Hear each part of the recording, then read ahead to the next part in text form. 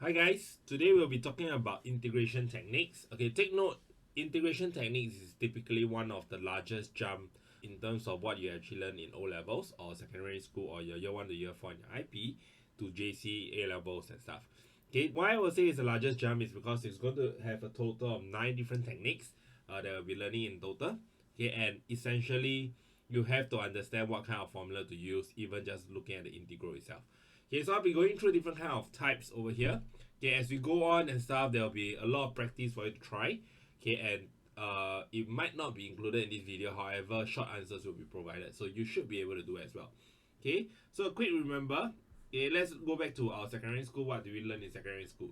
Okay, the first formula that we generally first learn integration will be x to the power of n dx. Okay, integration of x to the power n dx essentially will give me a power plus 1 divided by n plus 1 plus c. Okay, this is the most basic that we ever learned. Okay, second one that we have learned is this formula over here. Okay, integrate of a to the power of xn dx. Of course, I can bring out a. Okay, a being a constant. Okay, and essentially this will give me ax to the power of n plus 1 over n plus 1 plus c. Okay, this is very similar when compared to the first one. Okay, next is a very common one that we learned. Okay, due to chain rule, okay, we have learned this in secondary school as well. So if ax plus b to the power of n dx, okay, this will be ax plus b to the power of n plus 1 divided by a bracket m plus 1 plus c. Okay, if you don't remember this, this is typically being taught in secondary school. Okay, however, over here, the first formula we'll be learning, right, is actually this formula over here. Okay, integration of f prime x fx to the power of n. Okay, essentially this will give me fx to the power of n plus 1 over n plus 1 plus c. Okay, I'm going to rewrite out the formula so it'll be a lot clearer for you. Integral of f prime x fx to the power of n dx essentially give me fx to the power of n plus 1 divided by n plus 1 plus c. Okay, this is being derived from a derivative of chain rule. Okay, so I'm going to show you some example as per how we actually use these kind of formulas, and there will be some examples for you to try as well on your own. Okay, so the first kind, let's say we integrate 3x plus 2 to the power of 7 dx. Okay, we learned in secondary school the formula. However, over here we'll be using the formula of fx and f prime x. Okay, so first thing first, you realize that your fx over here essentially is equal to 3x plus 2. Okay, we don't really care about to the power, we only care about what's inside the fx. So its fx will be 3x plus 2. In this case, your f prime x will be 3. Which means that, okay, now I'm missing a 3 in front of my integrate of my 3x plus 2 to the power 7 for me to use the formula. So in other words, I'm going to try to introduce a 3 in front. Okay, so let's say this is my question. Okay, if I want to introduce a 3 in front, I will need to have a 1/3 outside. So essentially this will actually cancel them out, so I don't actually manipulate the question. I'm not changing the base of the question, but I'm manipulating the question such that I can use my formula. So over here, okay, just quickly show you, this will be f prime x, okay, this will be fx, and your n will be 7. Okay, you should be able to see it very clearly. Okay, so from here, you're just going to plug in the formula, the 1/3 remains, and it will be 3x plus 2 to the power of 8 divided by 8 plus c.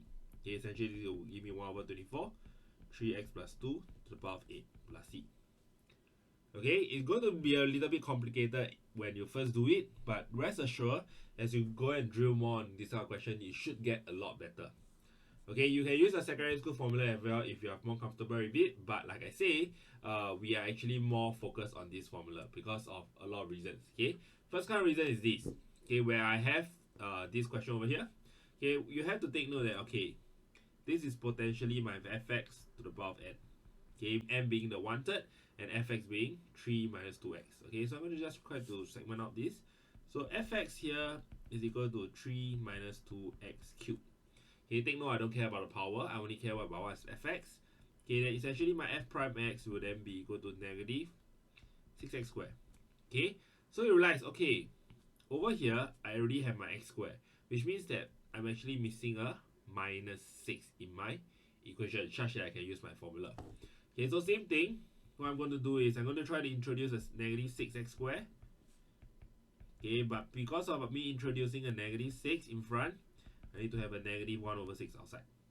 Okay, So from here, I can actually plug in the formula. This will be negative 1 over 6, okay?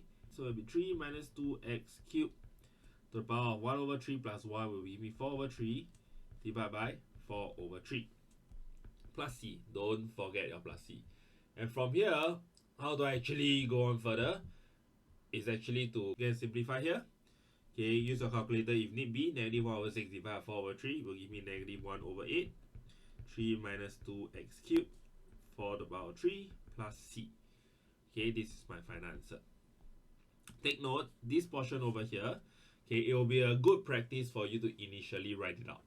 Okay, as you go on further, if you are more comfortable with not writing down, you can essentially skip this step. Okay, but for the start, I would recommend you to write down so that you will be clear what you need to introduce to the equation to make sure that you don't have any issues. Okay, so if you move on to the next page, you should be able to get part 1 yourself. I'm going to leave you to try part 1. Okay, I'm just going to quickly write down the answer here, so you can pause the video if you need be. Try out the question first, then once you're done, you can quickly fast forward to the answer. If not, you can actually watch through how I actually get the answer.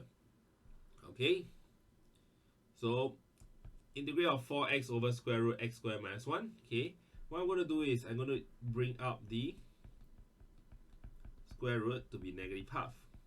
Okay, same logic.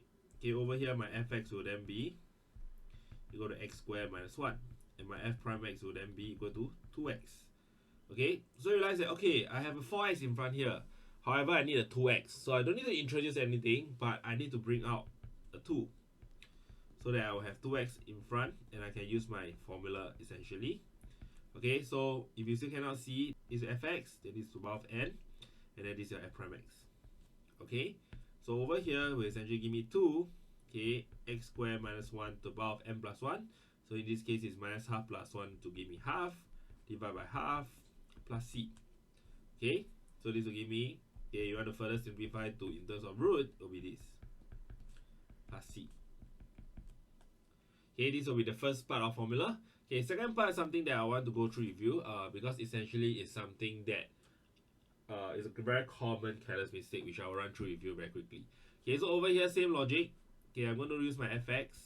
Fx is equal to secant x. Okay, because secant cube x is essentially secant bracket to the power 3. Okay, I know that my f prime x will then be equal to secant x tangent x. Okay, take note, this is from MF26.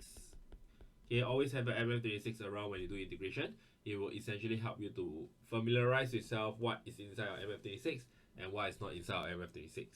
Okay, then from here you should see that, okay, I need a secant x in front. Since I have a tangent x already, I'm missing a secant x in front. So what I'm going to do is, I'm going to break up the secant cube x to this. Okay, then you should left with secant square x only.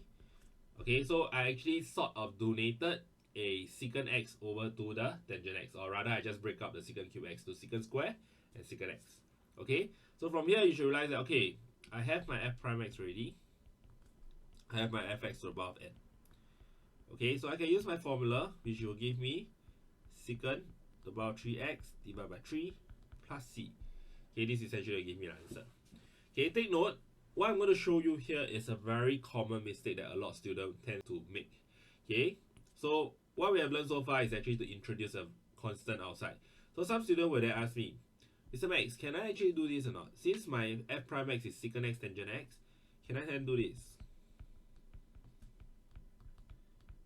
Okay, what I'm going to do is I'm going to introduce 1 over secant x outside, so that I can have a secant x tangent x secant cube x over here.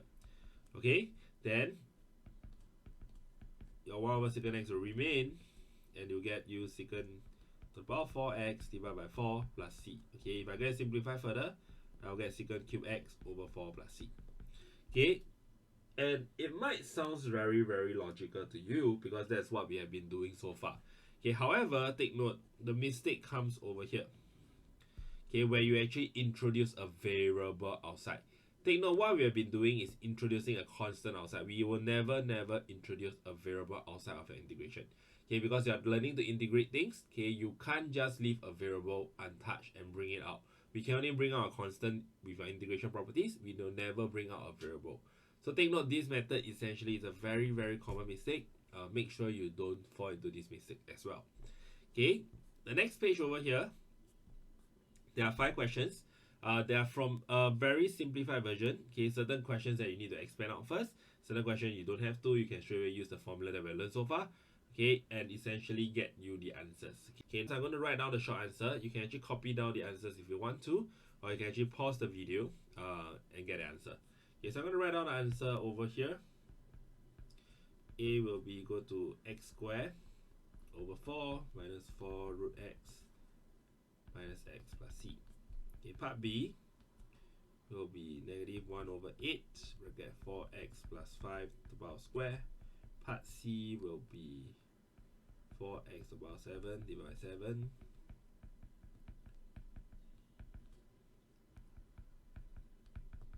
Okay, part D, you are recommended to actually pause the video, try out the questions first before you look at the answers. Okay, these are just a short answer without any workout solution. Okay, if you are under my tuition classes, you can't get the answer, feel free to drop me a WhatsApp or any communication method that you actually talking to me. We can actually go through the question, find out where you actually go wrong, and such that you didn't get the answer for any one of them. Alright.